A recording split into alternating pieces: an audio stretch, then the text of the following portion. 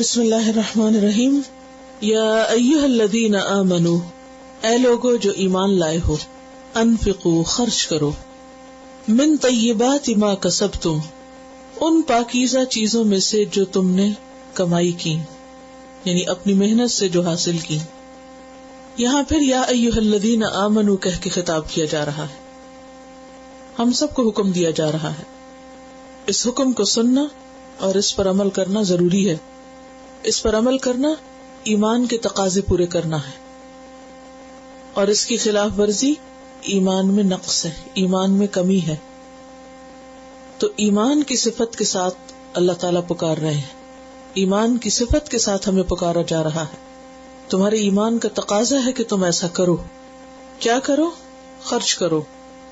پیچھے خرچ کرنے والوں کے بارے میں بات کی گئی کہ خرچ کرنے والوں کے اندر کیا صفات ہونی چاہیے اور کیا نہیں، اور یہاں پر جو چیزیں خرچ کی جا رہی ہیں اب ان کی بات ہے، یعنی جو کچھ خرچ کیا جا رہا ہے اس کے بارے میں ہدایات دی جا رہی ہیں کہ وہ کیسا ہونا چاہیے.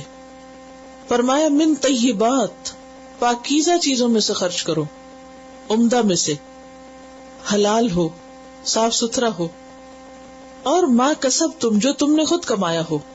تو گویا انسان اپنی محنت سے جو کچھ کماتا ہے وہ صرف اس کا اپنا نہیں ہو جاتا، وہ بہرحال اللہ نے اس کو دیا ہوتا ہے، اور اس میں دوسروں کا بھی حق ہوتا ہے. جہاں تک انسان کی کمائی اور کوشش کا تعلق ہے تو اسے تو ایکنالج کیا جا رہا ہے کہ ما کسبتم، تمہاری کوشش ہے، تم نے کمایا ہے.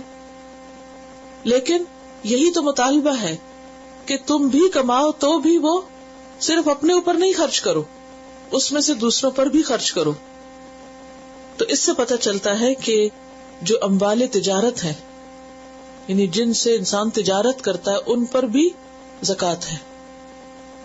وَمِمَّا، اور اس میں سے بھی خرچ کرو، اخرجنا لکم من الارض، جو ہم نے تمہارے لیے زمین میں سے نکالا ہے. عشر کی طرف اشارہ ہے، زمین کی پیداوار میں سے خرچ کرنے کا حکم دیا جا رہا ہے. قرآن پاک میں ایک دوسری جگہ آتا ہے وَآتُوا حَقَّهُ يَوْمَ حَصَادِهِ، اور دو اس کا حق اس کی کٹائی کے دن، یعنی جس دن پھل اترے اس دن. پھر آگے اس میں پیمانے بتا دیے گئے کہ کتنا پھل ہو تو اس میں سے کتنا دینا چاہیے. ان تفصیلات کا اس وقت نہیں، لیکن ایک بات قابل غور ہے کہ نمبر 1 کو کہا کہ کسب تم نے کام کیا اس میں، اور دوسرے میں فرمایا اخرجنا، ہم نے نکالا ہے. یعنی زمین سے جو کچھ نکلتا ہے بندہ جتنی چاہے محنت کر لے، جب تک اللہ تعالیٰ اسے نہ نکالے کچھ بھی نہیں نکل سکتا. وَمِمَّا أَخْرَجْنَا لَكُم مِّنَ الْأَرْضِ وَلَا تَيَمَّمُوا الْخَبِيثَ، اور خبیث اور ردی بیکار دینے کا تو ارادہ بھی نہ کرنا. یعنی اس میں سے جو کنڈم مال ہے اسے نہیں بطور زکوٰۃ نکالو، بلکہ کون سا مال دو؟ من طیبات، عمدہ چیزوں میں سے دو. کیونکہ لن تنالوا البر حتی تنفقوا مما تحبون، تم اس وقت تک نیکی کو پا نہیں سکتے جب تک وہ خرچ نہ کرو جس سے تمہیں محبت ہے، جو تمہیں پسند ہے، جو تمہیں خود اچھا لگتا ہے. دو ایکسٹریمز ہوتی ہیں، ایک یہ کہ انسان صرف چنی ہوئی چیز ہی خرچ کرے، اور دوسرا یہ کہ انسان انتہائی ردی بیکار چیز خرچ کرے. تو ان دونوں کے درمیان اعتدال کیا جا سکتا ہے. اور بعض لوگوں کا ایسا ہوتا ہے نا کہ جیسے اموال تجارت میں زکوٰۃ کی بات ہو رہی، ویسے کسی کی کپڑے کی دکان ہے اور اس کو اس میں سے زکوٰۃ نکالنی ہے، تو بعض اوقات لوگ سال بھر میں جو کپڑا کنڈم ہوتا رہتا ہے وہ ایک طرف کرتے رہتے ہیں، یا جو بکتا نہیں اس کو ایک طرف کرتے رہتے ہیں، اور پھر آخر میں اس بالکل ردی بیکار چیز کو جو کام کی نہ ہو وہ زکوٰۃ میں نکال دیتے ہیں. تو یہ ایک ناپسندیدہ چیز ہے. زکوٰۃ کے لیے بھی جب انسان مال نکالے تو خبیث نہ ہو، بالکل بیکار اور ردی نہ ہو. ہاں اگر ایسا ہے کہ وہ پہننے کے قابل، استعمال کے قابل ہے، تو کوئی زیادہ اعلیٰ قیمت کا ہے، کوئی کم قیمت کا ہے، کوئی بہت اچھا ہے، کوئی درمیانہ ہے، تو ملا جلا تو ہو سکتا ہے. لیکن انتہائی ردی بیکار ناقص چیزیں نکال کے الگ کرنا کہ اس کو زکوٰۃ میں دے دیں گے تو یہ درست نہیں ہے. وَلَا تَيَمَّمُوا الْخَبِيثَ مِنْهُ تُنْفِقُونَ، جو تم خرچ کرتے ہو، وَلَسْتُمْ بِآخِذِيهِ، اور نہیں تم اس کو لینے والے، تم خود اس کو پسند نہیں کرو گے. اگر تم مستحق زکوٰۃ ہو اور تمہیں وہ مل رہی ہو تو تم اپنے لیے اسے ہرگز پسند نہ کرو.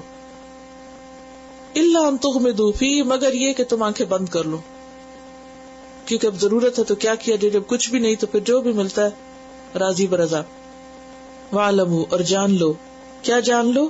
ان اللہ غنی حمید، بے شک اللہ بے پرواہ ہے، اللہ کو ضرورت نہیں، حمید ہر حال میں قابل تعریف ہے، اسے تمہارے نفقات کی ضرورت نہیں، تمہارے مال کی ضرورت نہیں، وہ محتاج نہیں۔ تو یہاں اگرچہ مال زکوٰۃ اور مال عشر کی طرف اشارہ کیا جا رہا ہے، لیکن اس کے علاوہ عام روزمرہ زندگی میں بھی ہمیں ایک اصول دیا جا رہا ہے معاملہ کرنے کا لوگوں کے ساتھ، اور وہ کیا ہے کہ جب تم کسی کو کچھ دو تو اچھی چیز دو، ایسی چیزیں نہیں کہ جو ردی بیکار ہوں، جو کسی کے کام نہ آنے والی ہوں، محض خانہ پوری نہ کرو۔ اب دیکھیے کہ ایک تو ہے صدقہ خیرات، وہ تو عام طور پر دیا جاتا ہے کسی ضرورت مند کو، مستحق کو، لیکن ایک عام روزمرہ زندگی میں بھی لین دین ہوتا ہے جو صرف مستحق کو نہیں دیا جاتا، وہ اس کا خرچ کرنا مستحب ہے، پسندیدہ ہے، اجر و ثواب کا باعث ہے، تو اس میں بھی انسان کو اس چیز کا خیال رکھنا چاہیے۔ محض خانہ پوری نہیں کہ بس چونکہ دینا ہے اس لیے کچھ بھی دے دو، یہ دیکھو کہ جو دے رہے ہو وہ دوسرا اس کو کرے گا کیا اس پہ بوجھ تو نہیں بن جائے گا، جیسے عام طور پہ تحفے تحائف کا لین دین ہوتا ہے، تو بعض اوقات اس میں کیا دیکھا جاتا ہے کہ بس اب یہ موقع ہے، دینے کا وقت ہے، کچھ بھی دے دو، اور اس میں عموماً وہ چیزیں دی جاتی جو خود استعمال نہیں کی جاتی، اور بعض اوقات کچھ چیزیں ایسی ہوتی جو دیکھنے میں تو بڑی خوبصورت ہے لیکن کسی کے کام کی نہیں ہوتی، یا کم از کم جس کو آپ دے رہے ہیں اس کے کسی کام کی نہیں ہے، تو اس چیز سے انسان کو پرہیز کرنا چاہیے۔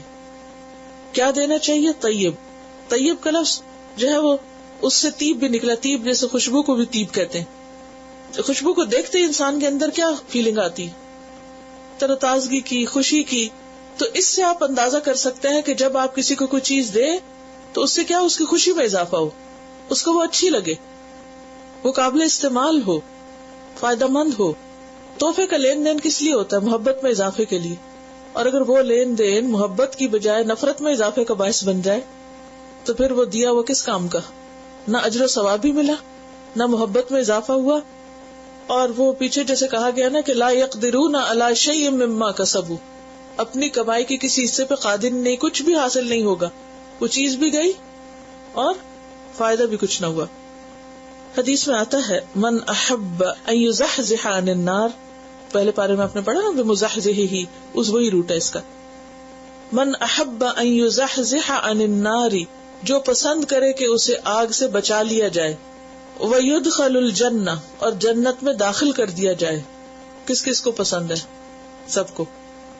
فَلْتَأْتِهِ مَنِيَّتُهُ، پس چاہیے کہ آئے اس کے پاس اس کی موت، اس کی موت اس حال میں آئے، وَهُوَ يُؤْمِنُ بِاللَّهِ، کہ وہ اللہ پر ایمان رکھتا ہے، وَالْيَوْمِ الْآخِرِ، اور آخرت پر ایمان رکھتا ہے، وَلْيَأْتِ إِلَى النَّاسِ، اور چاہیے کہ آئے لوگوں کی طرف، ما یحب ان یؤتی الیہ، اس چیز کے ساتھ جو وہ پسند کرتا ہے کہ اس کی طرف آئے، یعنی لوگوں کو وہ دے جو خود لینا پسند کرتا ہے۔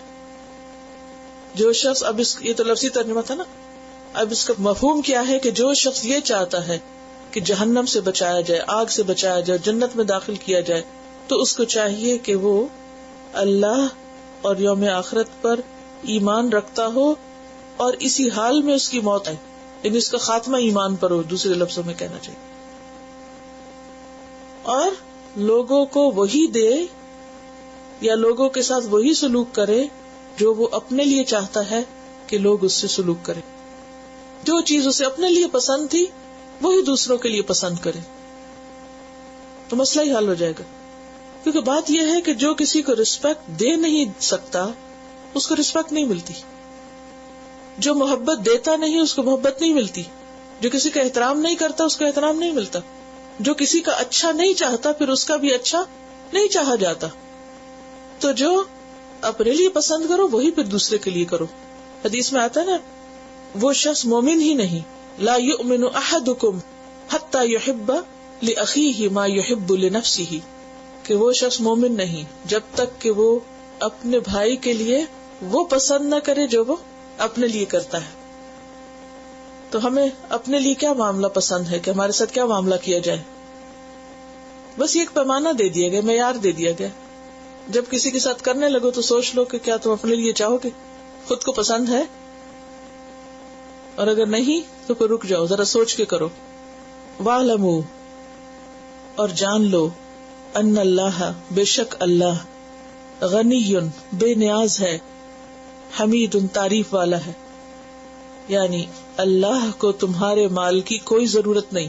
اور پھر اگر انسان یہ سوچ کے دینا کہ یہ میں بندے کو نہیں دے رہا، اللہ کو دے رہا ہوں، تو پھر کیسا دے گا؟ کیونکہ ہم بندے کو دے رہے ہوتے ہیں نا، ہم سوچتے ہیں انسان ہی تو ہے، لہذا جیسا انسان ہوتا ہے نا ویسے ہی معاملہ کر لیتے ہیں. کوئی ہمارے ساتھ اچھا ہوتا تو ہم بھی اس کے ساتھ اچھے بن جاتے ہیں، اور جو ہمارے ساتھ اچھا نہیں ہوتا تو ہم بھی اس کے ساتھ اچھے نہیں ہوتے. تو اس پر بھی ایک حدیث آتی ہے کہ تم اپنے رویے کو لوگوں کے تابع مت کرو. یہ مت کہو کہ لوگ اچھے ہوں گے تو ہم بھی اچھے ہوں گے، وہ اچھے نہیں تو ہم بھی اچھے نہیں. ہمیں کیا کرنا چاہیے؟ جو ہمارے نزدیک درست ہے. ہمارا عمل لوگوں کی رائے کے تابع، لوگوں کے رویے کے تابع نہ ہو، کیونکہ چونکہ وہ میرے سے اچھا نہیں لہٰذا میں کیوں اچھا ہوں. ان کا سوال یہ کہ کیا ایسی چیز دے سکتے ہیں کہ جو ہماری ضرورت کی نہیں لیکن دوسرے کے لیے وہ ضرورت کی چیز ہے اور اس کے کام کی ہے، تو ایسا دے سکتے ہیں کہ اس کے فائدہ ہو جائے، وہ خوش ہو کے لینے والا ہو، یعنی اس کے اینڈ پر وہ پسندیدہ ہے. کیونکہ چوائسز تو بدلتی رہتی ہیں نا، ہماری چوائس اور دوسرے کی چوائس میں فرق ہو سکتا ہے، ہماری ضرورت اور دوسرے کی ضرورت میں فرق ہو سکتا ہے. تو پیچھے آپ پڑھ چکے ہیں کہ پوچھا گیا کیا خرچ کرے، تو کہا گیا جو ضرورت سے زائد ہو. بعض چیزیں ہماری ضرورت سے زائد ہو جاتی ہیں، مثلا چھوٹی ہو جاتی ہیں یا کسی بھی اور وجہ سے ہم ان کو استعمال نہیں کر سکتے، تو بجائے اس کے کہ وہ ضائع کر دی جائیں، وہ کسی نہ کسی کے استعمال میں لے آئی جائیں. لیکن یہ اصول جو دیا جا رہا ہے وہ عام طور پر جب آپ زکوٰۃ کا مال نکالیں یا آپ اللہ کی خاطر صدقہ خیرات کریں یا کسی کو کھانا کھلائیں یا کوئی اور اس طرح کی، تو بالکل ردی بیکار چیز مت دیں. الشیطان، شیطان، یعدکم الفقر، وعدہ کرتا ہے تم سے فقر کا. یعنی رکاوٹ کون بنتا ہے اچھا کرنے میں؟ شیطان. تو شیطان کا تو کام ہی یہ ہے کہ وہ تمہیں تھریٹ کرتا ہے کہ دیکھو اگر کسی کو دے دیا تو تمہارا کیا بنے گا، اس طرح تو تمہارا اپنا خرچ پورا نہیں ہوگا، تمہاری ضرورت پوری نہیں ہوگی، تم فقیر بن جاؤ گے. وَيَأْمُرُكُمْ بِالْفَحْشَاءِ، اور اس کے ساتھ ساتھ دوسری طرف بے حیائی کا حکم دیتا ہے، برے کاموں کا حکم دیتا ہے. اور بے حیائی میں اگر ہم یہاں مال خرچ کرنے کے معاملے میں لیں تو مراد اس سے بخل ہے یا پھر اسراف ہے. یعنی جب اللہ کے راستے میں دینا ہو تو دینے نہیں دیتا، کہتا فقیر ہو جاؤ گے. لیکن اگر اپنی ضروریات پر ضرورت سے زائد خرچ کرنے کی بات ہو، بے محابہ خرچ کرنے کی، تو اس پر وہ بہت اسے خوشنما بنا کے دکھاتا ہے. واللہ یعدکم مغفرۃ، اور اللہ وعدہ کرتا ہے تم سے مغفرت کا، گناہوں کی معافی کا، کہ اگر تم خرچ کرو گے تو نتیجے میں کیا فائدہ ہوگا. حدیث میں آتا ہے نا کہ صدقہ کرنے سے گناہوں کی آگ بجھ جاتی ہے، اللہ تعالیٰ کا غضب ٹھنڈا ہوتا ہے. تو اللہ تم سے مغفرت کا وعدہ کرتا ہے، وفضلا، اور فضل کا، یعنی صرف ثواب ہی نہیں دے گا، صرف گناہ ہی بخشے نہیں جائیں گے، بلکہ اس کے ساتھ ساتھ اور کیا ہوگا، مزید بھی چیزیں ملیں گی اور اس کی رحمتیں اور نوازشیں ہوں گی جو صدقہ خیرات کا ایک نتیجہ ہوتا ہے. یعنی صدقہ خیرات ایسی چیز ہے کہ جس سے انسان کو دنیا میں بھی فائدہ پہنچتا ہے اور آخرت میں بھی. اور دنیا کے فائدے کیا ہیں؟ انسان کی بلائیں ٹلتی، صدقے سے بلائیں ٹلتی ہیں، مصیبتیں دور ہوتی ہیں، تکلیفیں دور ہوتی ہیں انسان کی، انسان کے غم اور دکھ جو ہیں ان سے نجات ملتی ہے اس کو. واللہ واسع علیم، اور اللہ واسع علیم ہے، وسعت والا ہے، علم والا ہے. کل جیسے آپ کو بتایا گیا تھا کہ یہ وسعت صرف کسی ایک صفت میں نہیں، تمام صفات کے اندر ہے، اور اس کا علم بھی ہر چیز کا احاطہ کیے ہوئے ہے. تو بنیادی طور پر ہمیں دو راستے بتا دیے گئے. ایک راستہ ہے جس میں اللہ کی خاطر خرچ کیا جاتا فی سبیل اللہ، اور دوسرا ہے جس میں شیطان کی مرضی کے مطابق خرچ کیا جاتا ہے. جب انسان اللہ کے راستے میں خرچ کرتا ہے تو کہاں خرچ کرتا ہے بتائیے؟ انسانوں کی بھلائی میں، اللہ کی رضامندی میں، دین کے فائدوں میں، دین کی ترقی میں، یعنی بلند مقاصد کے لیے خرچ کرتا ہے. دوسرا راستہ شیطان کا راستہ. جب انسان شیطان کے کہنے پہ خرچ کرتا ہے تو کہاں خرچ کرتا ہے؟ اپنی خواہشات پر، ضروریات پر نہیں، خواہشات پر. اور خواہشات کیا ہوتی ہیں؟ خواہشات نفس. کھانا ہے صرف ضرورت کا نہیں، یہ بھی لے لوں، یہ بھی کھا لوں، وہ بھی بنا لوں. اور پھر بعض اوقات کیا تو چیزیں لا کے رکھ دیتے ہیں اور وہ گل سڑ کے خراب ہو جاتی، پھر اٹھا کے پھینک دیتے. تو یہ شیطان نے ضائع کرایا نا مال. پہلے آپ سوچ سمجھ کے خریدتے، اتنا ہی لیتے جتنا آپ کو چاہیے تھا. اب ہرس اور لالچ نے آپ کو کس پہ مجبور کیا؟ اوور سپینڈنگ پہ، زیادہ خریدنے پہ. اسی طرح پہننے میں بھی زیادہ ضرورت کپڑے خرید کے رکھ لیتے، پھر پہنے نہیں جاتے، پھر کیا ہوتا ہے چھوٹے ہوتے ادھر ادھر ختم کر دیے جاتے ہیں. اور اسی طرح باقی تمام چیزوں میں بھی. تو شیطان کا کام کیا ہے کہ انسان کو ایسی چیزوں میں الجھاتا ہے، وہ چیزیں خوبصورت بنا کے پیش کرتا ہے کہ جس کی وجہ سے انسان کے پاس اتنا بچے ہی نہ کہ وہ خیر اور بھلائی کے کام میں خرچ کر سکے. تو خرچ کرنے کی دو صورتیں ہیں، اور ہم میں سے ہر ایک اپنے آپ سے پوچھے کہ میں کہاں خرچ کرتی ہوں؟ کیا اللہ کے راستے میں؟ اور کون کون سا اللہ کا راستہ؟ میں نے ابھی بتایا، دہرائیے ذرا اس کو، کیونکہ یہ ہمارے عمل سے متعلق چیز ہے. انسانوں کی بھلائی کے کام میں، اللہ کی رضامندی کے کاموں میں، دین کی سربلندی اور بلند مقاصد کے لیے. اور شیطان کا راستہ کہاں سے آتا ہے؟ خواہشات نفس، کہ ذاتی ضروریات کو اتنا بڑھا چڑھا کے وہ پیش کرتا ہے کہ انسان اسراف سے کام لینے لگتا ہے، فضول خرچی کرنے لگتا ہے، ضرورت کے بغیر خرچ کرنے لگتا ہے. تو قرآن پاک میں آتا ہے نا، ان المبذرین کانوا اخوان الشیاطین، ان المبذرین کانوا اخوان الشیاطین وکان الشیطان لربہ کفورا. سورۃ بنی اسرائیل کہ بے شک فضول خرچ لوگ شیطان کے بھائی ہوتے ہیں، اور شیطان اپنے رب کا بڑا ہی ناشکرا ہے، تو انسان کو بھی ناشکرا بناتا ہے. تو ضرورت اس بات کی ہے کہ ہم شیطان کو اپنا دشمن سمجھیں اور اس کے پھندوں اور جالوں سے محفوظ رہیں. ان الشیطان لکم عدو فاتخذوہ عدوا انما یدعو حزبہ لیکونوا من اصحاب السعیر. شیطان تمہارا دشمن ہے، اسے دشمن سمجھو. اس کی پارٹی یعنی شیطان کا گروہ یا پارٹی جو ہے وہ تم کو بلا رہی ہے اپنی طرف، تاکہ تم بھی جلنے والوں میں شامل ہو جاؤ. تو بات یہ ہے کہ ہر وہ چیز جس کے کرنے سے فساد، تعلقات کی خرابی اور انسان کی زندگی میں بدمزگی آئے، وہ دراصل شیطان کی مداخلت کی وجہ سے ہوتی ہے.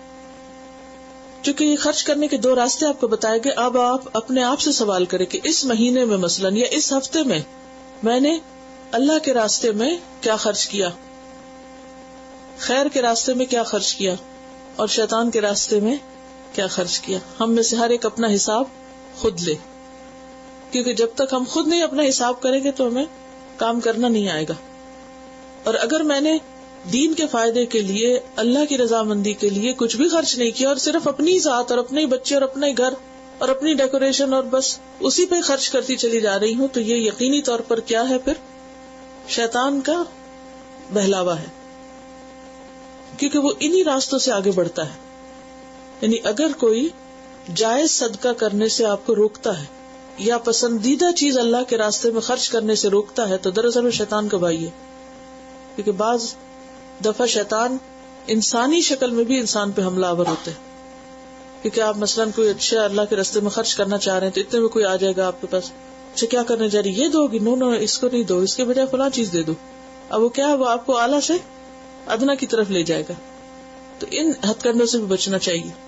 یؤتی الحکمت من یشاء، دیتا ہے وہ سمجھ بوجھ حکمت جس کو چاہتا ہے. اب یہاں حکمت کی بات کیوں آ گئی؟ حکمت ہے صحیح وقت پر صحیح فیصلہ کرنا، دانش مندی کا ثبوت دینا، عقل مندی کا ثبوت دینا، جو چیز جہاں رکھنی چاہیے وہیں رکھنا، یعنی جہاں خرچ کرنا چاہیے وہاں خرچ کرنا، جو چیز دینی چاہیے وہی دینا، نہ اس سے زیادہ نہ کم. یہ سمجھ بوجھ اللہ جسے چاہتا ہے دیتا ہے. وَمَن يُؤْتَ الْحِكْمَةَ، اور جو حکمت دے دیا گیا، جس کو حکمت یہ سمجھ بوجھ مل گئی، فقد اوتی خیرا کثیرا، اس کو بہت بڑی خیر مل گئی. جس کو حکمت ملی، جس کو یہ سمجھ بوجھ ملی، اس کو تو سب کچھ مل گیا. وما یذکر الا اولو الالباب، اور نہیں نصیحت پکڑتے مگر عقل والے ہی. اس سے عقل والوں کو ہی بات سمجھ آتی، ہر ایک کو نہیں آتی. یعنی جو شخص مال کو صحیح جگہ پر اللہ کے بتائے ہوئے طریقے پر خرچ کرتا ہے وہی حکمت والا ہے. اور ناسمجھی کیا ہے، نادانی کیا ہے؟ کیا کرنا؟ مال کو غلط راستے پر خرچ کرنا، شیطان کے بتائے ہوئے راستوں پہ خرچ کرنا. اصل میں جو حکمت ہے نا، اس کا تعلق صرف مال خرچ کرنے سے بھی نہیں. حکمت کا تعلق زندگی کے سارے معاملات سے ہے. کہ انسان جو کچھ بھی کرے سمجھ بوجھ کے کرے. حکمت باتوں میں بھی ہوتی ہے, حکمت کاموں میں بھی ہوتی ہے. مثلا کاموں میں حکمت کیا ہے؟ مثلا کھانا پکانے کی مثال. تو ہم نے دیکھا ہوگا کچھ لوگ کھانا پکاتے ہیں تو کبھی نمک زیادہ ہوتا ہے, کبھی اس میں مرچیں زیادہ ہو جاتی, کبھی تیل زیادہ ہو جاتا ہے, کبھی کچھ, یعنی وہ اپنی جیسا اسے پکنا چاہیے ویسا نہیں پکا ہوتا. اب حکمت کیا ہے دراصل کہ جو چیز جیسی ہونی چاہیے تھی ویسی ہی ہو, نہ اس سے زیادہ نہ کم. اسی طرح کپڑا سینے میں حکمت کیا ہے؟ کپڑا سینے میں حکمت کیا ہے؟ صحیح سائز کے مطابق ہو, نہ زیادہ لمبا ہو کھلا ہو اور نہ ہی زیادہ چھوٹا یا تنگ ہو. اور کوئی چیز بتائیے. گھر کے فرنیچر رکھنے میں حکمت کیا ہے؟ بیڈ روم سیٹ کہاں رکھا جائے؟ کچن میں, بیڈ روم میں ہی. جو چیز جہاں کے لیے بنی وہیں رکھی جائے تاکہ اس کو صحیح طور پر استعمال کیا جا سکے. تو حکمت کیا ہے؟ چیزوں کو ان کی مناسب جگہ پر رکھنا. گفتگو میں حکمت کیا کہ جو بات جہاں کہنی چاہیے وہی کہنا, وقت سے پہلے نہ کہہ دینا, اور اسی طرح وقت گزر جانے کے بعد بھی نہیں کہنا. ہم ایک معاملہ ہو چکا سارا, اور اب آپ کیا ہے اس کو خامخواہ چھیڑ کے اس میں فتنہ فساد کر رہے ہیں. ہو گیا, گزر گیا, آپ کو ضرورت نہیں اس کو کرنے کی. تو حکمت کیا ہوتی ہے؟ باتوں میں بھی ہوتی ہے کہ بات کو موقع محل کی مناسبت سے کرنا. اب مثلا موقع محل کی مناسبت کیا ہے کہ اگر کہیں کو فوت ہو گیا ہے تو وہاں کیسی بات کی جائے؟ جوک سنائے جائے. یا شادی کے موقع پر کیا کیا جائے؟ یعنی خوشی کے موقع پر خوشی کا اظہار, غم کے موقع پر غم کا اظہار. اور اگر کوئی اس کے برعکس کرے, غم کے موقع پہ ہنسنا شروع کر دے, خوشی کے موقع پہ رونا شروع کر دے, تو یہ حکمت ہوگی؟ نہیں, یہ حکمت نہیں. اسی طرح عمل میں حکمت کیا ہے؟ جو چیز جہاں کی ہے وہیں رکھی جائے. مثلا قرآن مجید کے رکھنے کی جگہ کہاں ہوتی ہے؟ اونچی جگہ پر, مقدس جگہ پر. اسی طرح کپڑوں کے رکھنے کی ایک جگہ ہے. اسی طرح تو اس کا تعلق زندگی کی آرگنائزیشن سے بھی ہے کہ آپ آرگنائزڈ انسان ہو, یعنی جہاں جو چیز مناسب ہے وہیں رکھی جائے جس میں سہولت ہو انسان کی. اسی طرح حکمت ہوتی ہے کہ جو چیز چھوڑ دینی چاہیے اسے چھوڑ دے, اور جو چیز اختیار کرنی چاہیے اسے اختیار کر لے بغیر کسی رکاوٹ کے. جہاں چلنا مناسب ہو وہاں چلے, اور جہاں رکنا مناسب وہاں رک جائے. بے وقت اقدام نہ کرے.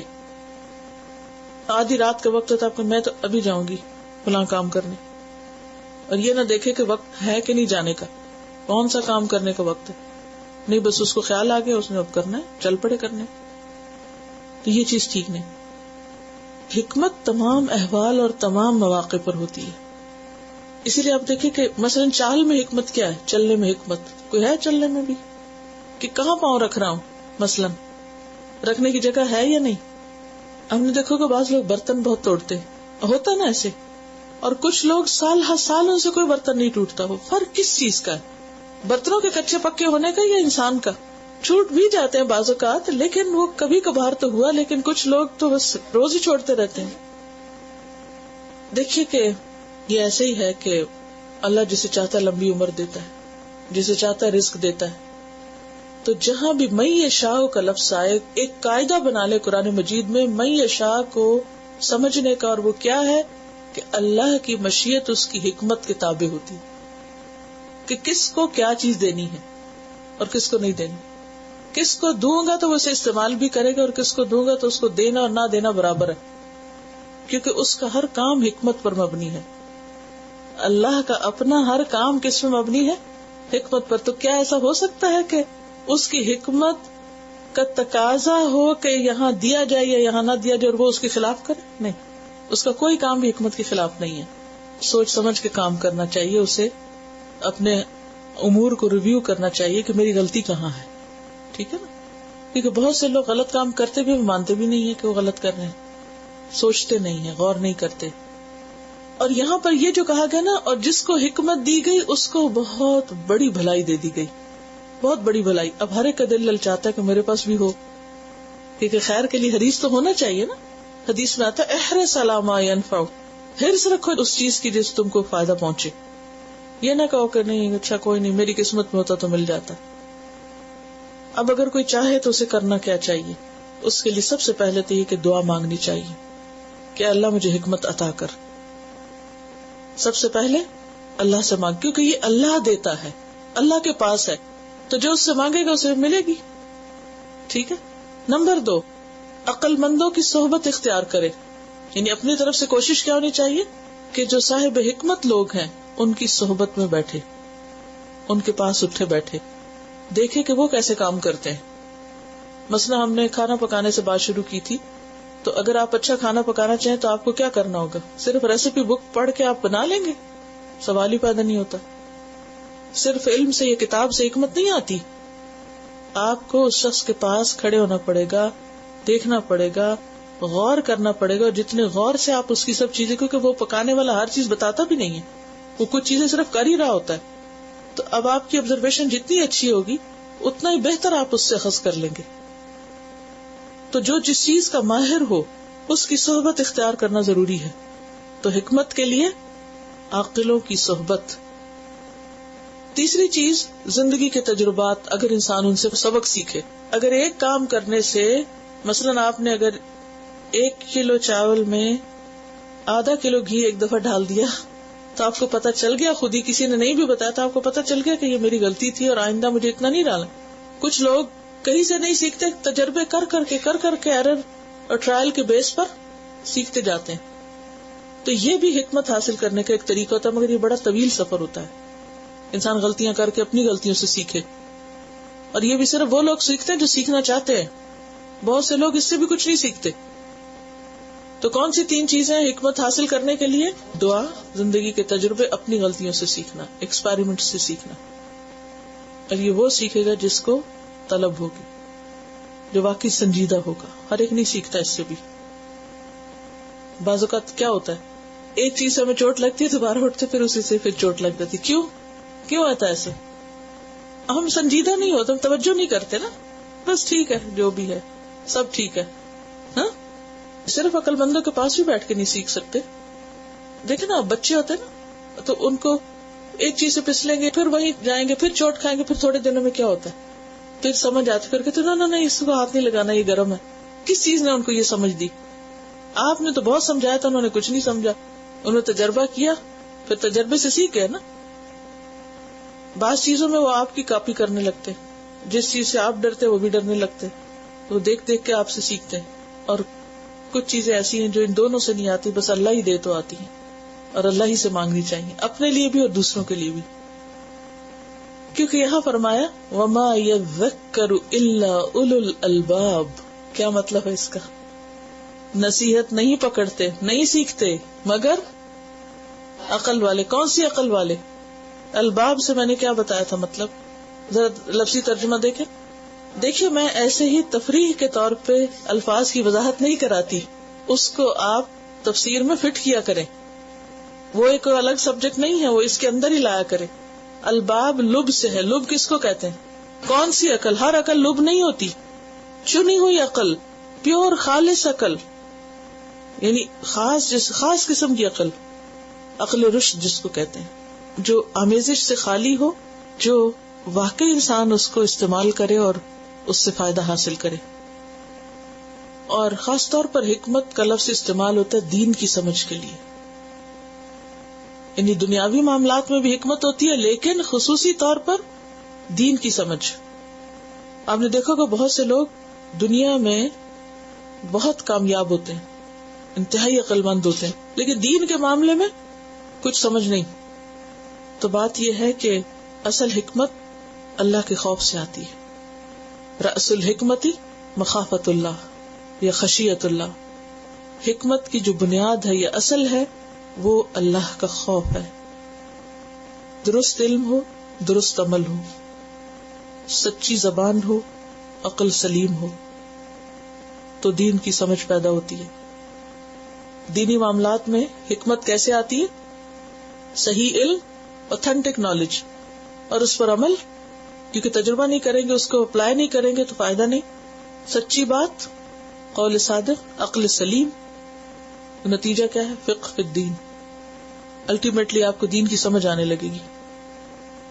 تو حکمت گویا کسی بھی کام یا کسی بھی چیز کو اس کے تمام اوصاف کے ساتھ مکمل کرنا ہے.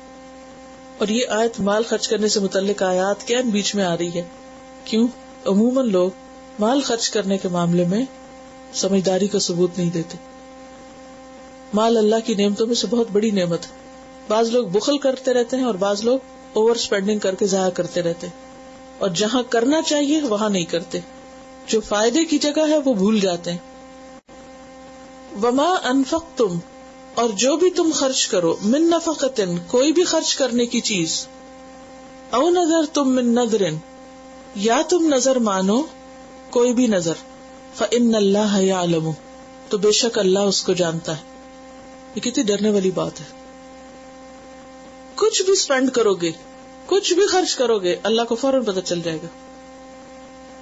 آج کل آپ دیکھیے کہ اگر آپ اپنے کارڈ کو یوز کر کے کوئی اسپینڈنگ کرتے ہیں تو کیا ہوتا ہے, بینک والوں کو فوراً پتہ چل جاتا ہے, پورا ریکارڈ مینٹین ہوتا رہتا ہے نا, ایک ایک پینس کا ریکارڈ مینٹین ہوتا ہے, اور سب آپ کے سامنے پھر حساب آ جاتا ہے.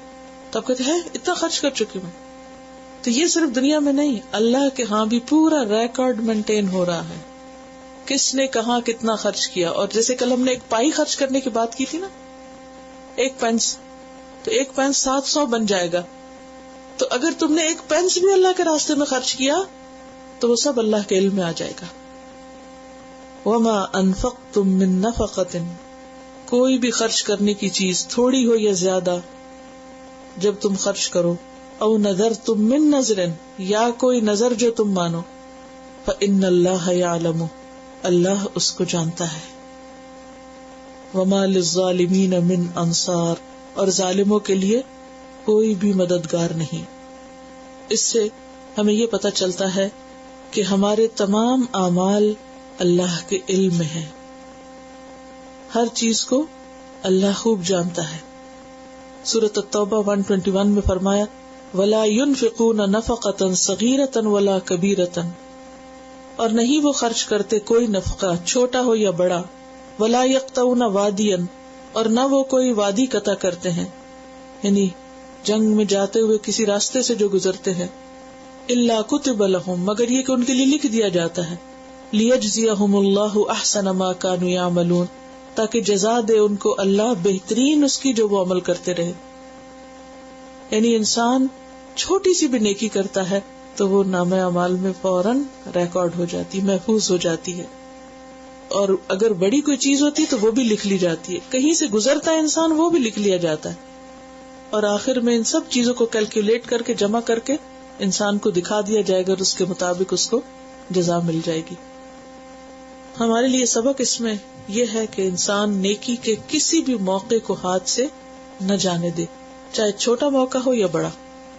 پھر فرمایا, ان تبدوا الصدقات فنعما ہی, اگر تم صدقات کو ظاہر کر کے دو تو وہ بھی بہت اچھا ہے. وان تخفوها, اور اگر تم اس کو چھپا کے دو, وتؤتوها الفقراء, اور فقراء کو دو, فهو خیر لکم, تو وہ بھی تمہارے لیے اچھا ہے. جیسے کہ شروع میں نے عرض کیا تھا کہ آج کی آیات میں جو چیز خرچ کی جا رہی ہے اس سے متعلق بات ہو رہی ہے, تو اب یہاں پر پھر صدقات کی بات ہوئی ہے کہ کوئی صدقہ جب تم دو تو دونوں طرح دے سکتے, ظاہر کر کے بھی اور چھپا کے بھی. ہاں, اگر فقراء کو دینا ہے تو پھر بہتر کیا ہوتا ہے کہ چھپا کر دیا جائے, کیونکہ یہاں تخفوها وتؤتوها الفقراء ساتھ ساتھ آ رہا ہے. وَيُكَفِّرُ عَنْكُم مِّن سَيِّئَاتِكُمْ, اور وہ تمہاری برائیاں تم سے دور کر دے گا. یعنی فائدہ کیا ہوگا صدقہ دینے کا؟ برائیاں دور ہو جائیں گی. کیسے؟ حدیث میں آتا ہے, الصدقۃ تطفئ الخطیئہ, صدقہ خطاؤں کی آگ بجھا دیتا ہے, کما یطفئ الماء النار, جیسے آگ کو پانی بجھاتا ہے, ایسے ہی صدقہ گناہوں کی آگ بجھا دیتا ہے. اور خفیہ خیرات جو ہے وہ اللہ کے غضب کو بجھاتی ہے, طبرانی کی روایت ہے. واللہ بما تعملون خبیر, اور اللہ ساتھ اس کے جو بھی تم عمل کرتے ہو پوری طرح خبر رکھنے والا ہے. اللہ کو ہر چیز کا علم ہے. اب یہاں ہم دیکھ رہے ہیں کہ پہلے علیم کی بات ہوئی بار بار, یہاں خبیر کی بات ہے. ایک چیز آپ نے نوٹ کی کہ واسع اور علیم کی صفات بہت یہاں, اور پھر یہاں اس سے ملتی جلتی صفت خبیر آئی ہے. خبیر اور علیم میں تھوڑا سا فرق ہے. خبیر جو ہے وہ باطنی چیزوں کے علم کے لیے آتا ہے, تجربے کار کے لیے بھی آتا ہے. علیم جو ہے اس کا تعلق عام طور پر ظاہری علم سے ہوتا ہے, لیکن خبیر جو ہے اس کا تعلق باطنی چیزوں کے علم سے بھی ہوتا ہے, چھپی ہوئی اندر کی چیزیں. تو پھر اصل میں بات یہی ہے کہ اللہ کو سب پتہ چلتا ہے کہ کوئی شخص کوئی عمل کس نیت اور کس جذبے کے ساتھ کر رہا ہے. اگر کوئی دکھا کے دے رہا ہے تو کیوں دے رہا ہے, چھپا کے دے رہا ہے تو کیوں دے رہا ہے. تو دونوں طرح صدقہ دینے کی اجازت ہے. یعنی اس آیت سے کیا پتہ چلتا ہے؟ دونوں طرح صدقہ دینے کی اجازت ہے. کس طرح؟ دکھا کے بھی اور چھپا کے بھی. اب پیچھے چونکہ ریاکاری کی بات ہوئی تھی اور من اور رضا کی بات ہوئی تھی, تو پھر انسان کو یہ ڈر آتا ہے کہ کہیں ایسا نہ ہو کہ میں دوں اور دکھاوا ہو جائے اور ضائع نہ ہو جائے, تو پھر انسان چاہتا ہے ہمیشہ میں چھپا کر ہی دوں. لیکن یہاں کہا کہ نہیں, ضروری نہیں کہ ہمیشہ چھپا کے, تو بعض اوقات انسان چھپا نہیں سکتا, یا جس کو دے رہا ہے اس سے کیسے چھپائے, تو ظاہر بھی کیا جا سکتا ہے, یعنی ظاہر ہو جائے گا اگر آپ نہ بھی کرنا چاہیں. اصل بات یہ کہ نیت ہماری درست ہونی چاہیے. طریقہ کوئی بھی ہو سکتا ہے. بعض اوقات آپ جب سب کے سامنے کوئی نیکی کا کام کر رہے تھے تو آپ کو دیکھ کے اوروں کو بھی خیال آ جاتا ہے, اور پھر ان کو بھی شوق آتا ہے, اور پھر آپ کو دیکھ کے بہت سے لوگ کریں گے, ان کا بھی ثواب آپ کو ملے گا. لیکن جب آپ چھپا کے دیتے ہیں تو کوئی ریاکاری نہیں, کوئی من اور رضا نہیں, وہ ساری قباحتوں سے محفوظ ہو جاتا ہے. تو ہر ایک کا اپنا اپنا اجر ہے. تو ڈیپینڈ اس پہ کرتا ہے یہ کہ تمہاری اپنی سوچ کیا تھی, نیت کیا تھی, طریقہ کیا تھا. تو اصل چیز ہے کہ کیفیت. 3 لوگ ایسے ہیں جن سے اللہ تعالیٰ محبت کرتا ہے. ایک وہ جو اللہ کی خاطر کچھ لوگوں سے مانگنے آیا لیکن کسی نے کچھ نہ دیا. صرف ایک آدمی لوگوں کی نظر سے بچ کر ہٹ گیا اور جا کر سائل کو اتنا چھپا کر دیا کہ اللہ اور لینے والے کے علاوہ کسی کو معلوم نہ ہوا. تو ایسا شخص کون ہے جس سے اللہ بہت محبت کرتا ہے؟ تو اس سے یہ پتہ چلتا ہے کہ دونوں کو اگر کمپیئر کیا جائے تو چھپا کے دینا دکھا کے دینے سے بہرحال افضل ہے, کیونکہ اس میں اخلاص زیادہ ہوتا ہے, اور پھر یہ کہ حاجت مند کا پردہ بھی رہ جاتا ہے. اور اللہ کو تو پتہ چل ہی جاتا ہے, اگر لوگ نہیں بھی دیکھتے تو کیا فرق پڑتا ہے. لیکن یہ ساری باتیں سمجھا کے کیا فرمایا, لیسا علیک ھداھم, آپ کے ذمہ نہیں ان کی ہدایت, آپ کا کام کیا ہے صرف ان کو بتا دیں. کیونکہ دین کی باتیں کسی کو بتائی جا سکتی ہیں نا, سمجھائی جا سکتی ہیں, ہاتھ پکڑ کے کروائی تو نہیں جا سکتی. اور مطلب جتنے بھی احکامات آپ نے پڑھے اور آپ میں سے کتنے سارے لوگ اس کو سن رہے ہیں, ہر ایک عمل کرے گا اپنے طریقے پر. کسی کا عمل قبول ہو جائے گا اور کسی کا جو ہے وہ اس لیول کا نہیں ہوگا. کس چیز کا فرق ہے؟ اپنی اپنی سمجھ کا, اپنی اپنی نیت کا, اولو الالباب ہونے یا نہ ہونے کا, عقل استعمال کرنے یا نہ کرنے کا. تو فرمایا کہ لیسا علیک ھداھم, آپ نے بتانا تھا بتا دیا, اب آپ سے نہیں پوچھو گی. کیونکہ بعض اوقات انسان دوسرے کو سکھاتا ہے, بتاتا ہے, لیکن کوئی عمل ہی نہیں بدلتا کسی کا. تو ایسے میں بعض اوقات کس کو بلیم کیا جاتا ہے؟ بتانے والے کو, یا اس کو روکا جاتا ہے, کہا جاتا ہے کہ کوئی فائدہ نہیں تمہارے کرنے کا, کیونکہ کوئی بھی اس سے بدلے گا نہیں, لوگوں نے اپنی مرضی کرنی, مت بتاؤ. لیکن بات یہ ہے کہ بتانے والے کا فرض ہے کہ بتاتا رہے, اور باقی ذمہ داری کرنے والوں پہ ہے. اگر انہوں نے نہیں کیا تو بتانے والے کی پکڑ نہ ہوگی. بتانے والے کی ذمہ داری بتانا تو ہے, لیکن یہ نہیں کہ زبردستی کسی سے کام کروا لیا جائے, اس کی پوچھ پھر دوسرے سے ہی ہوگی. فرمایا کہ آپ کے اوپر نہیں ہے ان کی ہدایت, یعنی آپ انہیں توفیق نہیں دے سکتے, توفیق تو اللہ ہی دیتا ہے. وَلَكِنَّ اللَّهَ يَهْدِي مَن يَشَاءُ, لیکن اللہ جس کو چاہتا ہے ہدایت دیتا ہے, سب کچھ اس کے ہاتھ میں ہے. توفیق کون دیتا ہے؟ وَمَا تُنْفِقُوا مِنْ خَيْرٍ فَلِأَنفُسِكُمْ, اور جو بھی تم خرچ کرو گے مال میں سے وہ تمہارے اپنے نفسوں کے لیے. یہاں پھر بات ہوئی کہ جو تم خرچ کرو, خرچ کرنے والی چیز کی بات ہو رہی ہے نا آج بار بار. جو بھی تم خرچ کرو گے اس کا فائدہ تمہیں کو ملے گا, وہ تم کسی کو نہیں دے رہے, وہ اپنے اوپر ہی خرچ کر رہے ہو گویا کہ.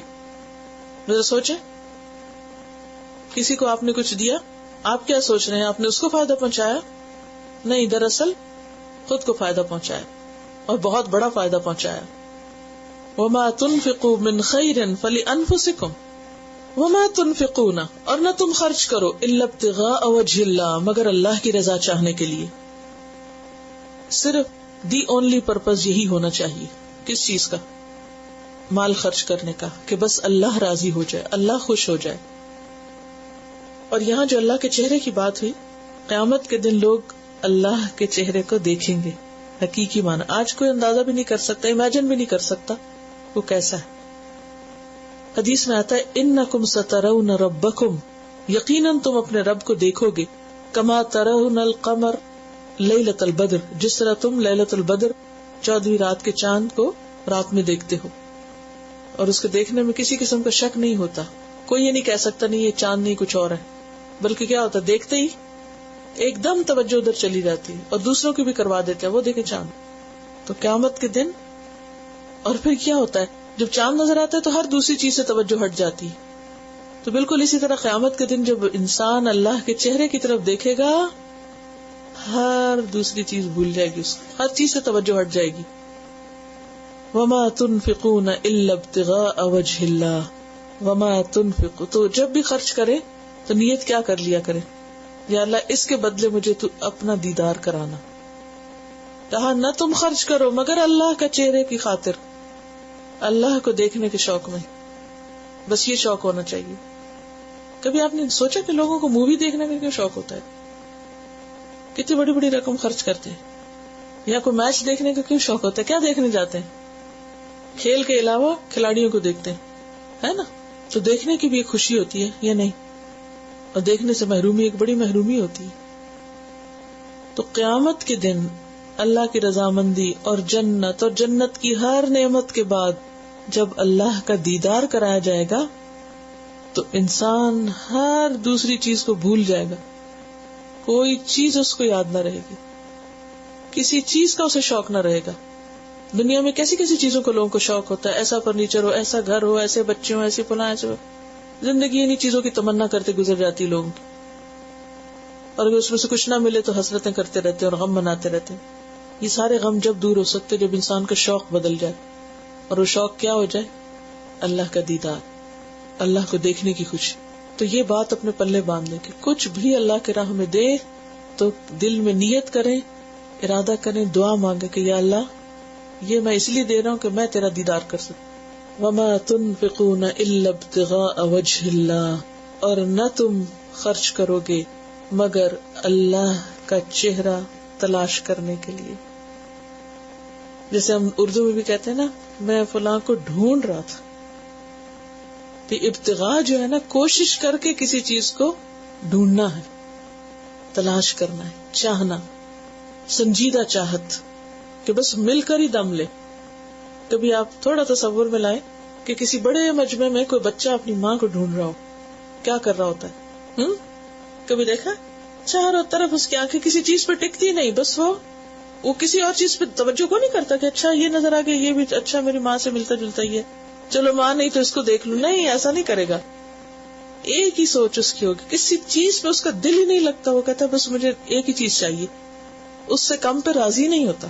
تو ہمیں بھی اس سے کم پر راضی نہیں ہونا. اس سے پیچھے کوئی منزل نہیں ہے کہ ہم اپنا مال خرچ کرتے رہیں ایک خوبصورت ڈیکوریشن پیس کی خاطر.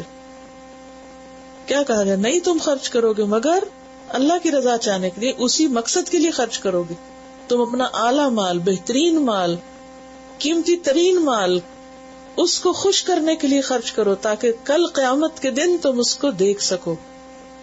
کیونکہ سب سے بڑا بدقسمت اور محروم وہ ہے جو اللہ کے دیدار سے محروم رہ جائے. اس حصے کو مارک کر لیں. وما تنفقون الا ابتغاء وجه اللہ. کسی کی تعریف حاصل کرنے کے لیے یا کسی شہرت کی خاطر یا کسی دنیاوی فائدے کے لیے ان چیزوں کے لیے خرچ نہ کیا جائے، بلکہ کس لیے خرچ کیا جائے؟ اللہ کے دیدار کے لیے. وما تنفقون الا ابتغاء وجه اللہ. اس کے لیے ایک دعا بھی سکھائی گئی ہے نا مسنون دعا میں. دعا میں آتا ہے، درمیان سے پڑھوں گی، وَأَسْأَلُكَ قُرَّةَ عَيْنٍ لَا تَنْقَطِعُ وَأَسْأَلُكَ الرِّضَا بَعْدَ الْقَضَاءِ وَأَسْأَلُكَ بَرْدَ الْعَيْشِ بَعْدَ الْمَوْتِ وَأَسْأَلُكَ لَذَّةَ النَّظَرِ إِلَى وَجْهِكَ وَالشَّوْقَ إِلَى لِقَائِكَ فِي غَيْرِ ضَرَّاءَ مُضِرَّةٍ وَلَا فِتْنَةٍ مُضِلَّةٍ اللَّهُمَّ زَيِّنَّا بِزِينَةِ الْإِيمَانِ وَاجْعَلْنَا هُدَاةً مُهْتَدِينَ. ترجمہ ہے، اے اللہ، نہ ختم ہونے والی نعمت مانگتا ہوں اور نہ قطع ہونے والی آنکھوں کی ٹھنڈک مانگتا ہوں، اور تقدیر کے فیصلے کے بعد اس پر راضی ہونے کا سوال کرتا ہوں. اور موت کے بعد اچھے عیش کا طالب ہوں، یعنی اچھی زندگی کا طالب ہوں، اور تیرے چہرہ نور کو دیکھنے کی لذت کا آرزو مند ہوں، اور بغیر کسی ایسی تکلیف کے جو نقصان پہنچائے تیری ملاقات کا شائق ہوں، اور بغیر کسی ایسے فتنے کے جو گمراہ کر دے، جیسے وہ باغ والے کا قصہ۔ اے اللہ تو ہم کو ایمان کی زینت سے مزین کر دے اور ہم کو ہدایت یافتہ لوگوں کا رہنما بنا دے۔ تو یہ جو ہے نا اس میں جملہ وَأَسْأَلُكَ لَذَّةَ النَّظَرِ إِلَى وَجْهِكَ وَالشَّوْقَ إِلَى لِقَائِكَ، تیری ملاقات کا شوق مانگتا ہوں، کیونکہ یہ شوق بھی اللہ دے تو شوق لگے گا نا، ورنہ تو پتہ ہی نہیں کہ یہ بھی کوئی چیز ہے مانگنے کی۔ ہمیں تو بچپن سے جو دعائیں سیکھی سکھائی گی اس میں کہاں ایسے شوق ہیں، وہاں تو شوق ہے کچھ اور ہی، اور جو شوق ہے دنیا کے انہی کی دعائیں ہیں۔ وَمَا تُنْفِقُوا مِنْ خَيْرٍ، اور جو بھی تم خرچ کرو گے مال میں سے۔ آپ دیکھیں کہ جب کوئی پسندیدہ چیز خریدنی ہوتی ہے نا، کوئی پسندیدہ چیز چاہیے ہوتی ہے تو آپ بڑی سے بڑی رقم بھی خرچ کر دیتے ہیں، آپ کہتے ہیں پرواہ نہیں مال کی، بس وہ چیز مل جائے، ہے یا نہیں؟ تو پھر جب جس کو اللہ کے دیدار کا شوق لگ گیا وہ کیا کہے گا؟ پرواہ نہیں مال کی، بس وہ مل جائے۔ مال کس لیے بچا کے رکھنا، ہمیں تو وہ چاہیے۔ وَمَا تُنْفِقُوا مِنْ خَيْرٍ يُوَفَّ إِلَيْكُمْ، اور جو بھی تم خرچ کرو گے مال میں سے، یوفا الیکم، پورا پورا تم کو واپس کیا جائے گا، ایک پائی بھی نہیں اللہ رکھے گا، اور صرف واپس نہیں کئی گنا زیادہ کر کے دے گا۔ وَأَنْتُمْ لَا تُظْلَمُونَ، اور تم ظلم نہ کیے جاؤ گے، تمہارا حق نہ مارا جائے گا۔ سورۃ طٰہٰ میں آتا ہے وَمَن يَعْمَلْ مِنَ الصَّالِحَاتِ وَهُوَ مُؤْمِنٌ فَلَا يَخَافُ ظُلْمًا وَلَا هَضْمًا، طٰہٰ 102۔ اور جو بھی نیک عمل کرے گا حالانکہ وہ مومن ہو تو اسے کسی ظلم اور ناانصافی یا حق تلفی کا ڈر نہ ہوگا۔ وَأَنْتُمْ لَا تُظْلَمُونَ۔ لِلْفُقَرَاءِ الَّذِينَ اُحْصِرُوا فِي سَبِيلِ اللَّهِ، خاص طور پر ان لوگوں کے لیے، ان محتاجوں کے لیے جو اللہ کے راستے میں گھیر لیے گئے، ان پہ خرچ کرو۔ یعنی خرچ کرنے کی بہت سی جگہ ہو سکتی ہیں، لیکن بہترین خرچ کہاں ہے؟ ان لوگوں پر خرچ کرنا جو قید کر لیے گئے ہیں، احصروا، روک لیے گئے ہیں۔ کس کام میں روک لیے گئے ہیں؟ فی سبیل اللہ، اللہ کے کام میں، یعنی جو اللہ کے دین کے کام میں اتنے مشغول ہو گئے ہیں کہ لا یستطیعون ضربا فی الارض، وہ زمین میں سفر کی استطاعت نہیں رکھتے، کہیں آ جا نہیں سکتے اپنے اس کام میں مشغولیت کی وجہ سے، جس کی مثال اصحاب صفہ تھے نبی صلی اللہ علیہ وسلم کے زمانے میں۔ یہ 400 لوگ تھے جو مدینہ میں مسجد نبی کے پاس ہی رہتے تھے، جو پورے عرب سے مختلف جگہوں سے اپنے گھر بار چھوڑ کر وہاں رہ رہے تھے، جیسے کوئی ہاسٹل ہوتا ہے۔ اب تو دنیاوی ہاسٹلوں میں ہر طرح کی سہولتیں ہوتی ہیں، لوگ اپنا خرچ کر کے بھی رہ لیتے ہیں اپنے کاموں کو، لیکن وہ لوگ سب کام کاج چھوڑ کر مسلسل علم حاصل کر رہے تھے، اور جب کبھی نبی صلی اللہ علیہ وسلم کو کسی جنگ میں لے جانے کی ضرورت ہوتی تو وہ ساتھ لے جاتے تھے ان کو، کیونکہ کوئی اسٹینڈنگ آرمی تو تھی نہیں۔ تو ایسے لوگ چونکہ انہیں معلوم تھا کہ نبی صلی اللہ علیہ وسلم سے علم حاصل کر کے اس کو آگے پہنچانا ہے، مدینہ میں بھی بہت سے لوگ تھے جو آپ سے سیکھتے تھے، لیکن بعض اوقات بڑے بڑے صحابہ اپنی دوسری مصروفیات کی وجہ سے مستقل طور پر علم حاصل نہیں کر سکتے تھے۔ یہی وجہ ہے کہ آپ دیکھیں کہ حضرت ابوبکر رضی اللہ تعالیٰ عنہ، ان کے اپنے بڑے اور کارنامے، بہت نیکیاں ہیں، لیکن سب سے زیادہ وہ آپ صلی اللہ علیہ وسلم کے ساتھ رہے ہیں آغاز سے اختتام تک، لیکن اس کے باوجود ان کے اپنے کام کاج اور تجارت اور مصروفیات کی وجہ سے علم کا جو لینا اور آگے پہنچانا تھا اس میں وہ ان کا حصہ نہیں جو حضرت ابو ہریرہ کا ہے۔ حضرت ابو ہریرہ اگرچہ بہت بعد میں اسلام لائے ہیں، لیکن جب وہ اسلام لائے اور آپ کے پاس آ کے اصحاب صفہ میں شامل ہوئے تو بعض اوقات وہ اتنے مشغول ہوتے تھے کہ بھوک کی وجہ سے بے ہوش ہو جاتے تھے۔ آپ صلی اللہ علیہ وسلم ان کو ہلایا کرتے تھے کہ ان کو اور کوئی دوسرا کام تھا ہی نہیں، اور یہی وجہ ہے کہ انہوں نے تقریباً 5000 احادیث زبانی یاد کی اور پھر ان کو آگے پہنچایا۔ کوئی ان سے آگے نہیں بڑھ سکا علم حدیث کے حاصل کرنے میں اور آگے روایت کرنے میں۔ اور یہ علم جو اتنا سمیٹا انہوں نے، وہ کس قیمت پر تھا؟ ہر چیز سے کنارہ کشی کر کے مستقل طور پر صرف ایک ہی کام، اور اگر وہ یہ نہ کرتے تو علم ہم تک نہ پہنچتا۔ اور صرف ابو ہریرہ نہیں، اور بھی لوگ تھے جن کی تعداد تقریباً 300-400 بتائی جاتی ہے. اب ان لوگوں پہ خرچ کون کرتا تھا؟ ان لوگوں پر مدینہ کے جو کام کرنے والے اور تجارت کرنے والے اور کھیتی باڑی کرنے والے لوگ تھے، وہ خرچ کیا کرتے تھے. تو مسلمانوں کو اس بات کی تلقین کی جا رہی ہے کہ اگر فی سبیل اللہ تم کو مال خرچ کرنا ہے تو ان لوگوں پہ خرچ کرو جو اللہ کے راستے میں گھرے ہوئے ہیں، یعنی اللہ کی خاطر وہ ایک جگہ پر بیٹھے ہیں. لا یستطیعون ضربا فی الارض، زمین میں سفر نہیں کر سکتے کہ اپنی تجارت کے لیے یا کہیں جاب کے لیے یا کام کاج کے لیے نکلے. یحسبہم الجاہل اغنیاء، جاہل ان کو غنی سمجھتا ہے، دولت مند سمجھتے ہیں. جو ان کا حال نہیں جانتے کہ ان کی مشکلات کیا ہے، وہ سمجھتے تو بہت امیر لوگ ہیں. کیوں سمجھتے؟ من التعفف، پاک دامنی کی وجہ سے، کہ کسی سے مانگتے نہیں، کسی سے سوال نہیں کرتے، کسی کے آگے ہاتھ نہیں پھیلاتے. تعرفہم بسیماہم، تم ان کو ان کے چہروں سے، ان کی نشانیوں سے پہچان لوگے. تمہیں پتہ چل جائے گا ان کے چہرے پہ بھوک کے اثرات اور ان کے جسم پر ان چیزوں کے اثرات دیکھ کر تمہیں سمجھ آ جائے گی کہ یہ ضرورت مند ہے. لیکن وہ نشانیاں ہر ایک کو نہیں نظر آتی، وہ اسی کو آتی ہیں جس کو واقعی دلچسپی ہو. لا يسألون الناس الحافا، وہ کسی کے پیچھے پڑ کے ان سے سوال نہیں کرتے، نہیں کسی کی چمٹتے، نہیں کسی کو ذلیل نہیں کرتے کہ انہیں ضرور ان کی مدد کی جائے اور ان کی حاجت پوری کی جائے. وما تنفقوا من خیر فإن اللہ بہ علیم، اور جو بھی تم خرچ کرو گے خیر اور بھلائی میں سے، مال میں سے کچھ بھی، اللہ اس کو جانتا ہے. تو یہاں بنیادی طور پر ایک خاص گروہ پہ خرچ کرنے کی بات کی جا رہی ہے جو عام فقراء، مساکین اور یتیموں میں سے نہیں ہے. ایک تو نا سوسائٹی کے عام یتیم، مسکین، فقیر، غریب لوگ، ایک وہ ہیں، لیکن یہ ان میں سے نہیں ہے. یہ اپنے گھروں میں اچھے بھلے تھے، یہ فقیر ہوئے، محتاج ہوئے کس وجہ سے؟ کہ انہوں نے اپنے گھر بار ہجرت کر کے چھوڑ کے مدینہ میں آ گئے تھے. اب حضرت ابو ہریرہ کا اصل وطن مدینہ نہیں تھا. مکہ سے بہت سے لوگ جو آئے تھے ان کا اصل وطن مدینہ نہیں تھا. وہ کیوں آئے تھے مدینہ؟ دین سیکھنے، نبی صلی اللہ علیہ وسلم کی صحبت میں رہنے، ان سے سب کچھ لے کے آگے پوری دنیا تک پہنچانے کے عزم سے آئے تھے.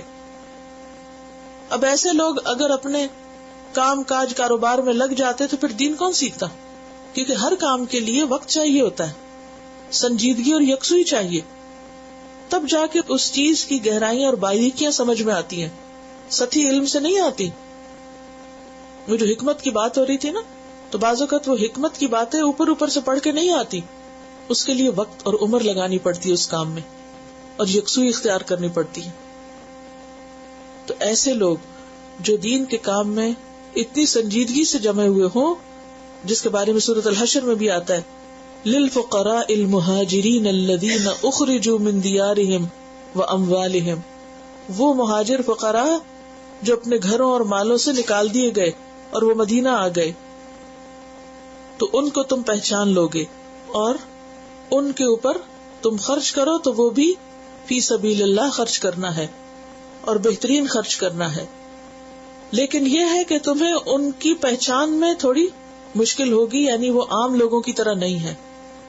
ظاہر ہے کہ جو شخص دین کے کام میں لگا ہوا ہے اس کا مقصد دنیا کمانا نہیں ہے، اور وہ اپنی ظاہری حالت اور اپنے رویے سے لوگوں کو دعوت نہیں دے گا کہ آؤ تم مجھ پہ خرچ کرو. دوسروں کو خود اس کا پتہ کرنا ہوگا. وہ ان کی ذمہ داری ڈالی گئی کہ تم معلوم کرو، تم جاننے کی کوشش کرو. تو پیچھے بات ہوئی تھی نا بلند ترین مقاصد پہ خرچ کرنے کی، تو یہاں پر وہ جگہ بتا دی گئی کہ ایسے لوگ جو اپنی معاشی کمزوری کی وجہ سے قابل توجہ نہ ہو، لوگ ان کو اہمیت نہ دیتے ہوں، اگنور کیے ہوئے ہوں، وہ بھی لوگوں کے آگے پیچھے پھر کے اپنی ضرورت بتانے والے نہ ہو، تو تم خود ان کے اوپر خرچ کرو. اور ایسا خرچ کرنا اس لیے مشکل لگتا ہے کہ انسان کی ناموری کا سبب نہیں بنتا نا، اس سے کوئی شہرت نہیں ملتی. تو بہت سے لوگ پھر ایسی جگہوں پہ نہیں خرچ کرتے، وہاں خرچ کرتے ہیں جہاں سے انکم ٹیکس رسید ملے. الذین ينفقون اموالهم باللیل والنہار سرا وعلانیۃ، وہ لوگ جو خرچ کرتے ہیں اپنے مالوں کو باللیل رات کے وقت، والنہار دن کے وقت، سرا چھپا کر، وعلانیۃ ظاہر کر کے، فلہم اجرہم عند ربہم، ان کا اجر ان کے رب کے پاس محفوظ ہے. اب یہاں ان ساری انفاق کی آیات کا اختتام ہو رہا ہے اور اختتام پر ایک خلاصہ کر دیا گیا ہے. آغاز کہاں سے ہوا تھا؟ یا ایھا الذین آمنوا انفقوا، اے ایمان والو خرچ کرو. اور یہاں پر پھر اس کے بعد ساری وضاحت کر دی گئی، طریقہ بتا دی کیا کرو، کیسے کرو، کیا نہ کرو. اور اینڈ پہ فرمایا جب وہ کرنے لگے تو فرمایا الذین ینفقون اموالہم، وہ جو اس حکم پہ عمل کرنے لگ گئے ہیں وہ تو ایسے لوگ ہیں کہ اب انہیں بات سمجھ میں آ گئی ہے. اب وہ نہ رات دیکھتے ہیں نہ دن دیکھتے ہیں، نہ خفیہ صدقہ دیکھتے ہیں نہ ظاہری دیکھتے. ان کو بس جو موقع ملے، جب ملے، جیسا ملے، بس وہ کرتے چلے جاتے ہیں.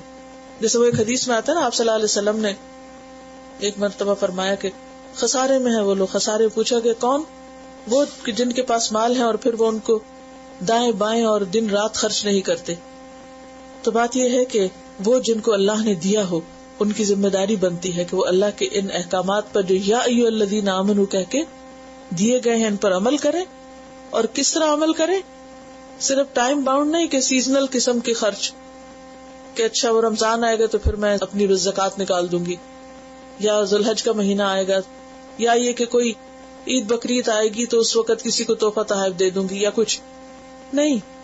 وہ یہ دیکھتے ہیں کہ میری حیثیت کیا اور مجھے کیا کرنا چاہیے، اور اس کرنے میں باللیل، وہ رات کا وقت ہو، کسی کو رات کو ضرورت پیش آ جائے تو وہ یہ نہیں سوچتے کہ اچھا سویر ہوگی بینک جاؤں گی پھر کر، نہیں، رات کے وقت جتنی توفیق ہے، وہ ضرورت کا وقت ہے تو وہ رات ہی کو نکال دیتے ہیں کہ صبح کا انتظار نہیں کرتے.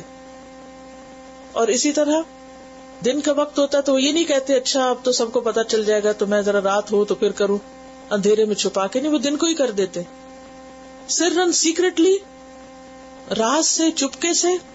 اور اسی طرح کبھی پبلکلی حسب ضرورت. جو ایسا کرے وہ اپنا اجر اپنے رب کے پاس پائیں گے. عند ربہم کا کیا مطلب ہے؟ عند ربہم، رب کے پاس. اور رب کہاں ہے؟ تو پھر جو چیز اتنی محفوظ جگہ چلی جائے وہ کبھی ضائع نہیں ہوگی. اور نتیجہ کیا ہوگا؟ ولا خوف علیہم ولا ہم یحزنون. دو چیزوں سے نجات، خوف اور غم سے، بے فکر، مطمئن، پرسکون. اور یہ ہے اصل خوشحال.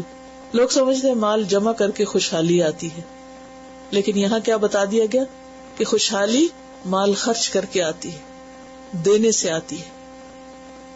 اور جو دیتا ہے وہ اللہ کو دیتا ہے، اور جب اللہ لوٹائے گا تو اس کے مقابلے میں تو کوئی دے سکتا ہی نہیں جتنا وہ دے گا. جی، نظر کی بات کی گئی آیت 270 میں. نظر ماننے کا جواز تو ہے مگر پسندیدہ نہیں. حدیث میں آتا ہے کہ نظر تقدیر میں کوئی تبدیلی نہیں کرتی. ہاں، اس سے کچھ مال بخیل سے نکلوا لیا جاتا ہے جو ویسے وہ خرچ کرنے والا نہیں تھا. آپ صلی اللہ علیہ وسلم نے نظر ماننے سے منع فرمایا اور فرمایا کہ اس سے تقدیر نہیں بدل سکتی. ہاں، بخیل سے کچھ مال نکالا جاتا ہے، وہ بخاری کی حدیث ہے یہ. تو بات یہ ہے کہ اگر کوئی ماننا ہی چاہے کہ ویسے تو میں کچھ کرنے والا نہیں، اگر پابندی کر لوں گا اپنے اوپر تو شاید اس طرح میں کر لوں، تو پھر وہ کر لے، لیکن پھر اس کو پورا کرنا ضروری ہے. کیونکہ قرآن پاک میں اللہ کے پسندیدہ بندوں کی صفت یہ بیان کی گئی ہے کہ یوفون بالنذر، وہ نظر پوری کرتے ہیں. تو نظر ہوتی ہے اپنے اوپر وہ چیز ماننا، لازم کرنا جو اللہ نے لازم نہیں کی، چاہے وہ مال خرچ کرنے کے بارے میں ہو، چاہے نفل پڑھنے میں ہو، چاہے کسی بھی اور نیکی کے کام کے لیے ہو، عمرہ، حج وغیرہ جو بھی. یعنی جو اللہ نے واجب نہیں کیا، انسان اگر خود سے اپنے اوپر کوئی نیکی کرنا واجب کر لیتا ہے تو اس کو نظر ماننا کہتے ہیں. اگر اس میں خرچ کرنا تو انفاق میں آئے گا، نہیں تو نہیں. اور کچھ یہ کہتی ہے اگر کوئی نظر مان رہا اور ہم اس کو منع کریں تو وہ پوچھے کیا کریں تو اسے بتائیں کہ صدقہ کر لیں. وہ چیز جو کل کرنا ہے وہ آج ہی کر لو، کیونکہ صدقہ بلاؤں کو ٹالتا ہے. صدقے سے اللہ تعالیٰ کی ناراضگی دور ہوتی ہے، صدقے سے گناہ معاف ہوتے ہیں، صدقے سے خیر و بھلائی آتی ہے. ایک دانہ جو 700 بنتا ہے، اللہ کا فضل آتا ہے. تو کس بات کا انتظار ہے؟ نظر ماننا تو شرط لگانا نا، اگر اللہ تو دے گا تو میں بھی دوں گا، اگر تو نہیں دیتا تو میں بھی نہیں دوں گا. تو یہ پسندیدہ نہیں ہے. ٹھیک ہے جی. تعرفہم بسیماہم، تم ان کے نشانیوں سے، سیما کا مطلب ہوتا ہے نشانی، علامت سے انہیں پہچانو. دیکھیں آج بھی بہت سے لوگ ایسے ہو سکتے ہیں، اگر آپ تلاش کریں تو مختلف جگہوں پر ایسے طالب علم جو دین کی تعلیم حاصل کرنا چاہیں اور پھر دین پڑھ کر آگے اسی فیلڈ میں جانا چاہیں، تو بسا اوقات ماں باپ ان پہ خرچ نہیں کرتے. کیا کہتے ہیں اس سے کیا فائدہ ہوگا؟ اب آپ ایک منٹ کے لیے سوچئے کہ اگر سارے بچے ہمارے صرف سائنس اور انجینئرنگ اور میڈیسن اور یہی چیزیں پڑھتے رہیں اور دین کی طرف صرف اس لیے نہ جائیں کہ اگر اس فیلڈ میں اسپیشلائزیشن کے لیے گئے تو پھر کمائیں گے کہاں سے اور کھائیں گے کہاں سے اور پھر ہم کیا کریں گے، تو پھر کون کرے گا یہ؟ علماء کیوں کم ہو گئے؟ کبھی سوچا آپ نے کیوں کم ہو گئے علماء؟ کتنے ہی لوگ ہیں جو دین سیکھنا چاہتے ہیں لیکن سکھانے والا کوئی نہیں. کیا آپ کے بچوں کو قرآن پڑھانے والے وہ لوگ موجود ہیں؟ کتنے لوگوں کی مشکل ہے کہ پڑھانے والے سکھانے والے ہیں نہیں. کیوں نہیں؟ وجہ کیا ہے؟ کیونکہ کوئی بھی ڈر کے مارے اس طرف قدم نہیں رکھتا کہ میں اگر ادھر قدم رکھوں گا تو میری ذمہ داری کون پوری کرے گا.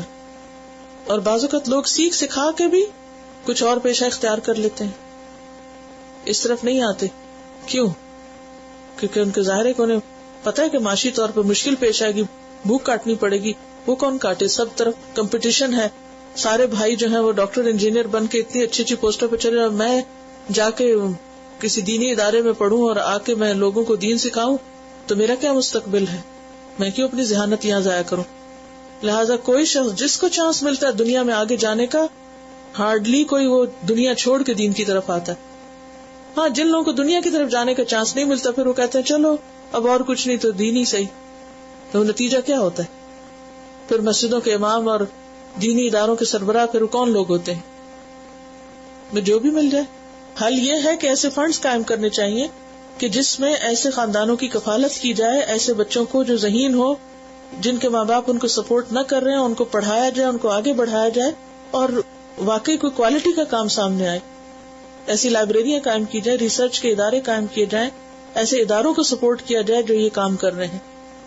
آپ دیکھیے کہ جیسے کسی بھی دینی ادارے کو والنٹیئر چاہتے، کتنے لوگ ہیں جو والنٹیئر کرتے ہیں بتائیے مجھے، اور جو کرتے ہیں وہ اتنے احسان جتاتے ہیں، جب دل چاہتا آتے ہیں اور جب دل چاہتا نہیں آتے.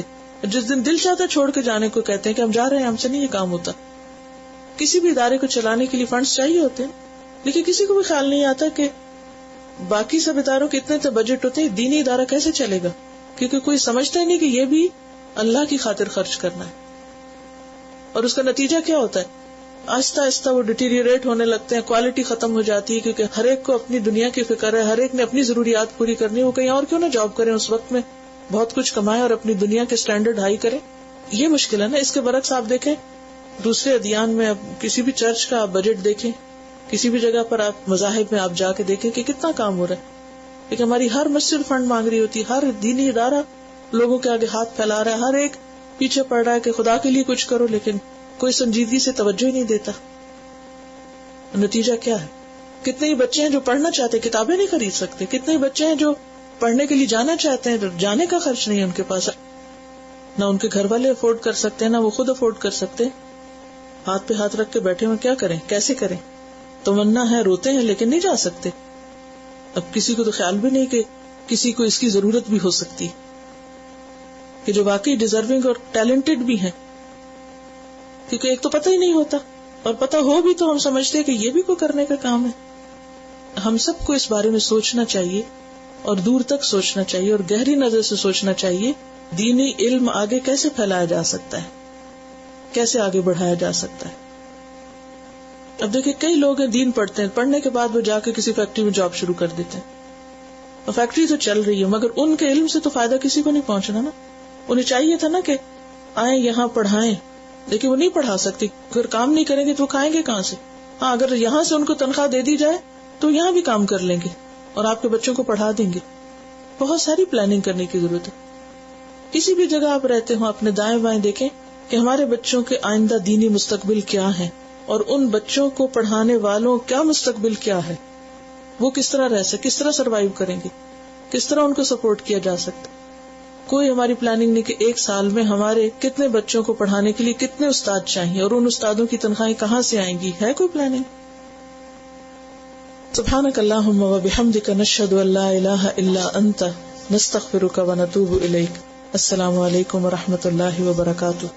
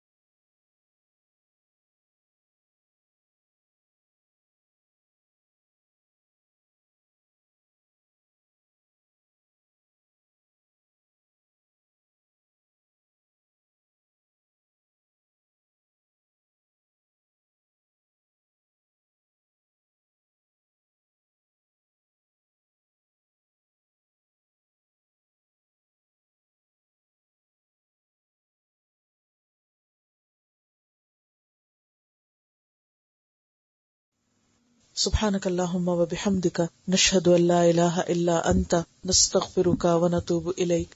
السلام علیکم و رحمۃ اللہ وبرکاتہ.